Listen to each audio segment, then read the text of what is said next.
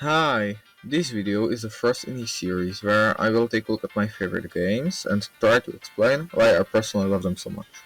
But I will also point out a few shortcomings they have because nothing is perfect and it's pointless to pretend otherwise. I will start with the two games made by a genius with the name Toby Fox. I'm of course talking about Undertale and Deltarune. This video will be divided into 6 chapters, and in each, I will be focusing on one of the important aspects of the games, and I will also be comparing them to one another. With that out of the way, let's get started with the video. Chapter 1 Gameplay. The gameplay in Undertale is actually pretty simple, but I think it can be really enjoyable, and in my opinion, how the difficulty and design of the bosses is managed in this game plays a big role in that. I don't think I have ever played a game where difficulty of the bosses was increased so consistently and effectively, like in Undertale. Every time you defeat a boss, you get a little better at the game, and every boss you will fight will be a little harder than the previous one. As a result, it might feel that the game isn't getting any easier nor harder. But if any boss gives you, for some reason, too much trouble, there will almost certainly be a way to make the fight much easier, or skip the battle entirely. Toriel misses the attacks when you are low on health. Papyrus will let you go if you lose to him 3 times. You can skip Wellmuffet encounter just by eating a spider donut. In Metaton X fight, if you equip some armor pieces or eat a Glumburger, your ratings will rise faster than views on my chess theory video on April 27th and 28th. Asgore will be much easier if you use Stained Apron for its passive effect, and also eat a butterscotch cinnamon pie, which will lower his stats. And if you die in the final boss fight on pacifist or neutral route, you don't have to replay the whole battle, but just small portion, which renders these battles pretty easy. And if it is still too hard for you, you can always buy Temi armor. Undertale managed to find the perfectly balanced sweet spot where it can satisfy both players who want a serious challenge and those who are perhaps not that good at the game and just want to experience a great story. However, this is true only on pacifist route. On a neutral route, this balance completely falls apart. You just kill a few monsters, gain a few levels, and suddenly everything becomes so much easier, and don't even start me on genocide route. In said route, you kill everyone with one hit, excluding 2 bosses, which are on the other hand the 2 hardest bosses in the entire game by a long shot. Don't get me wrong, I don't think this is a bad design. Quite the opposite. I think it's completely intentional, and it works great. It's because Undertale wants you to play pacifist, and if you despite that kill monsters left and right, then it's kinda your fault and you have to suffer the consequences. Okay, now let's also talk about some other parts of gameplay. The random encounters are generally handled pretty well. You can either kill the monster, complete a fun little puzzle, which results in you sparing them, and if you already fought them, or you just aren't interested, you can always try to flee from the battle. And as for the gameplay outside of the battle, you can do all sorts of puzzles and minigames that can be funny, tricky, challenging. Oh, and then there's this one. With Undertale out of the way, let's talk about Deltarune. The battle system in Deltarune is a bit more complex than in Undertale. You have options to defend or to cast magic, but you lost your option to flee.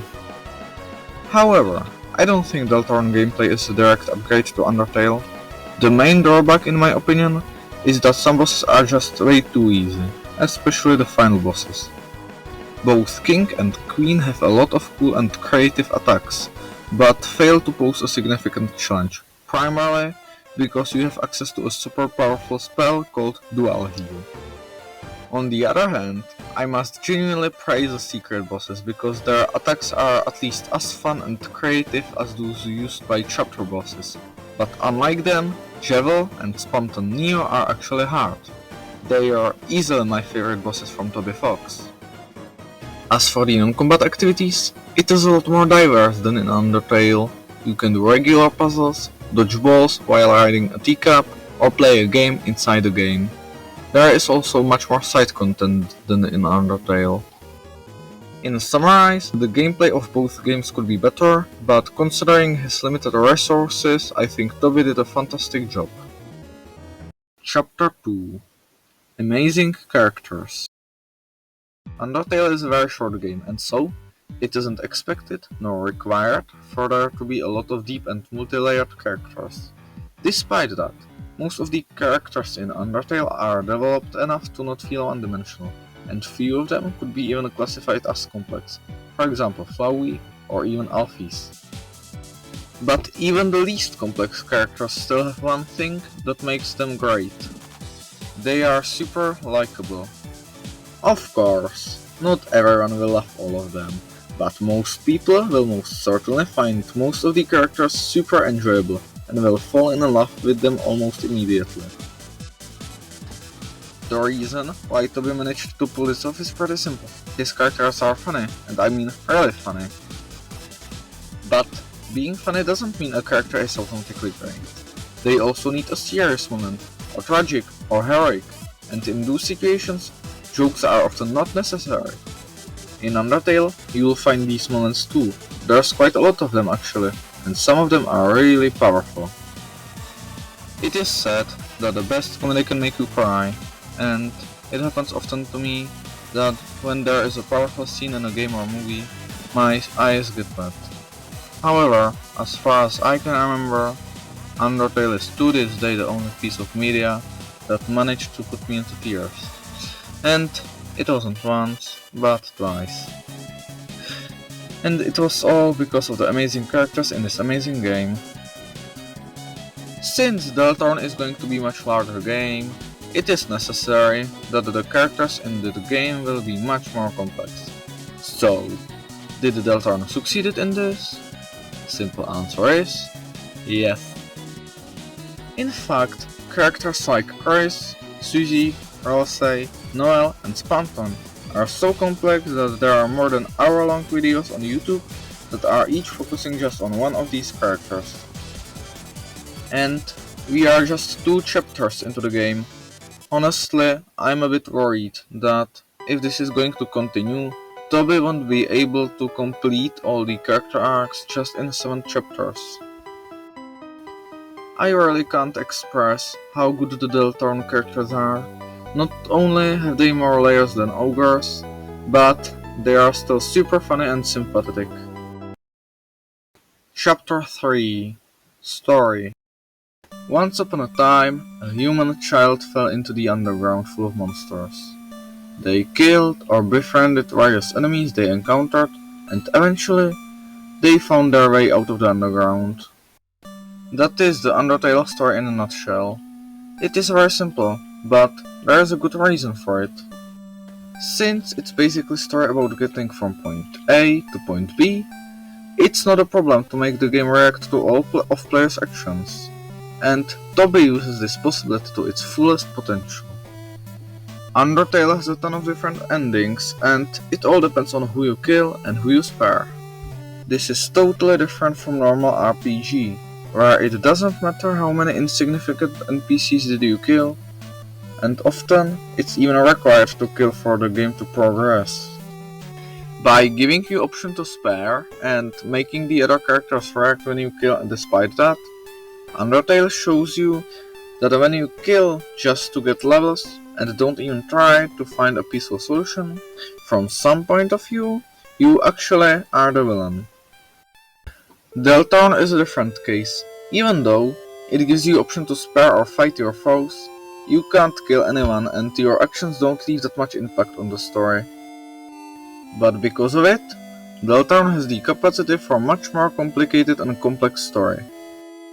You have these dark worlds, where ordinary objects are turned into living beings, then you have the Roaring Knight, who is creating all these dark worlds. There are also a lot of mysterious characters, like Death, Gaster, Wessel, the Angel, or the previously mentioned Knight. Basically, it's a total mess, and as a theorist, I absolutely love it. Gameplay, characters, and story are a common aspect in a lot of games, and some of them do even better job at them than Undertale and Deltarune. but the chapters from now on are about aspects that truly set the Toby Fox games apart. Chapter 4: Themes. Undertale and Deltarune have a lot of themes, and so I picked 4 that I think are most important. Those are the theme of pacifism, consequences, freedom, and determination. The theme of determination is relatively straightforward.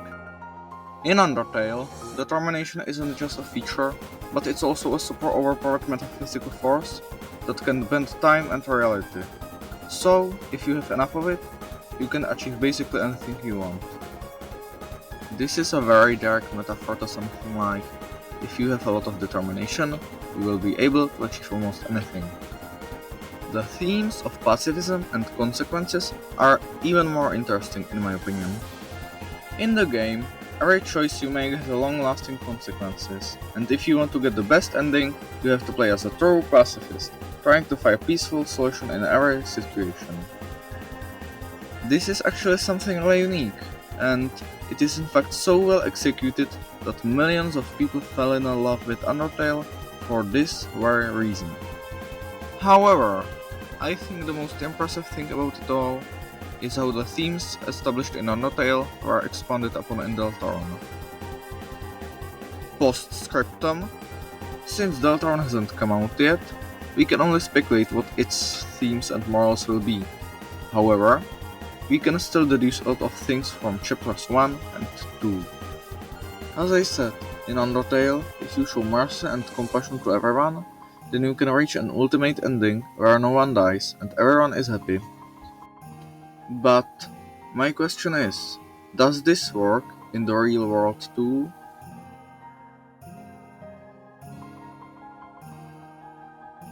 Yeah, maybe if everyone acted as Undertale teaches, the world would truly be a paradise. But sadly, there will always be people that cannot be reasoned with, people who don't want to reach a compromise and won't back down until they get exactly what they want. People who, unlike you, have no mercy. I wish there would be a game that would show us how to deal with this type of person. Oh, right, that's Deltarune. Very early after the start of the game, you meet with the Dark Prince who introduces us to Ralsei. He is very nice and polite, and joins your party. He seems to be embodiment of pacifism, and is happy to help you spare every enemy you encounter, and throughout the chapter, it seems to be working fairly well. But then, you reach the final boss of the chapter, the Spade King. And then, this happens.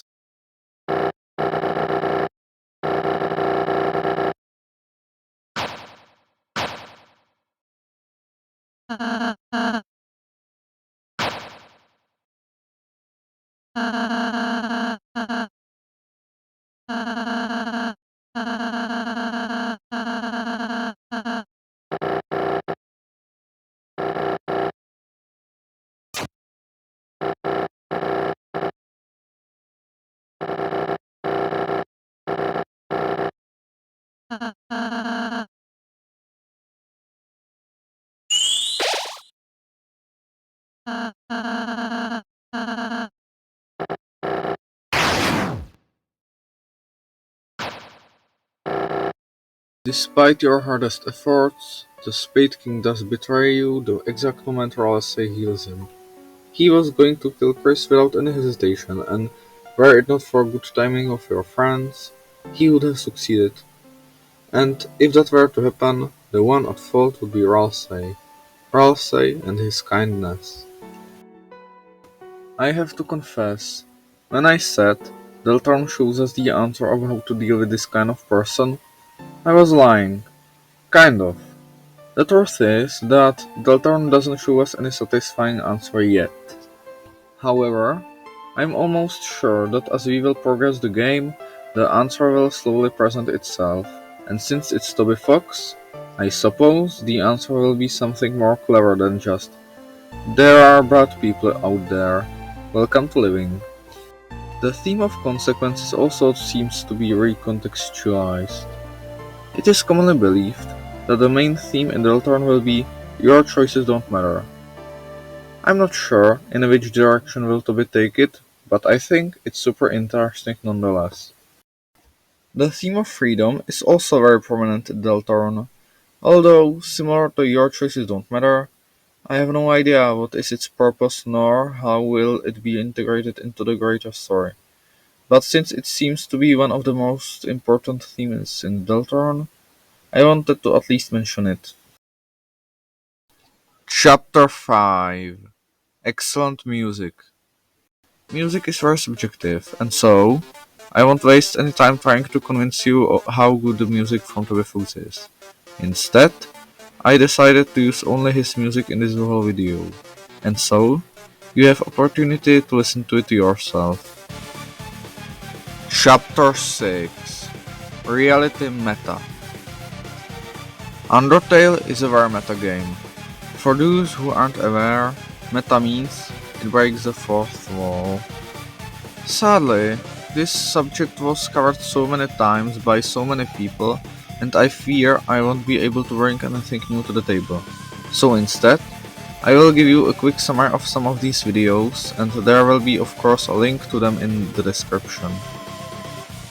In his video, J says that the game narrative can be divided into two categories, regular narrative and meta narrative. Regular narrative is everything in the game that does not acknowledge player by any way and could for example function properly as narrative of a book or movie.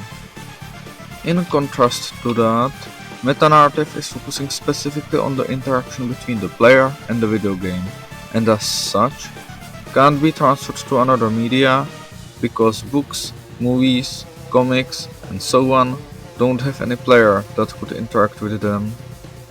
Jordan argues that most games mainly focus on a regular narrative or a meta-narrative, because if some game focused on both, the experience of regular narrative would be severely crippled since the player would be constantly reminded that this all is just a game. This of course depends on who is the player as well as how prominent the meta-narrative is, but I think that most people would agree that if for example Stanley Parable was focusing a lot on its story and characters, then it would be really weird if the narrator just changed the game to Minecraft or commented on the player being dead and telling some other player to remove his corpse and continue playing. But would it be possible to make a game with both narratives, without one undermining the other, and if so, then how? Well, you would have to be very clever, and that is exactly what Toby Fox was when he was creating Undertale. The way Toby managed it was that he took common game mechanics and turned them into actual laws of the universe. The most obvious example of that is for sure the save and load mechanic. In most games, ability to save and load isn't diegetic. That means, when the save file is loaded, the main character isn't really traveling in time, but it is the player who is choosing to start playing from a selected point of time. But in Undertale, when you load a save file, it is actually the human child who does it. Other characters have deja vu about previous timelines, and few of them even acknowledge it directly. To put it more clearly, the ability to return back in time is that of the human child, not you. Much like the ability to cast magic signs in The Witcher is Geralt's, not yours. The reason why this works so well is that when the fourth wall is broken, there is always some other interpretation that does not involve the fourth wall by any way. It's almost like the characters are breaking the fourth wall accidentally. They are talking to a child from their reality about completely real law of physics, and they have no idea that someone in higher reality can interpret their words as directed to them. As a result, the player can freely experience the meta-narrative without the game needing to acknowledge their existence directly. Actually, Undertale's story could be without a problem transferred into a book or movie. It would be, of course, less entertaining, but it would make perfect sense even though books and movies don't have a player. I hope you understand this simplified explanation. If not, then go watch Charles' video. He goes in much more details than me. However, Undertale doesn't stop with metaphors between game mechanics and laws of the universe, but it extends to the metaphor between the characters and the player.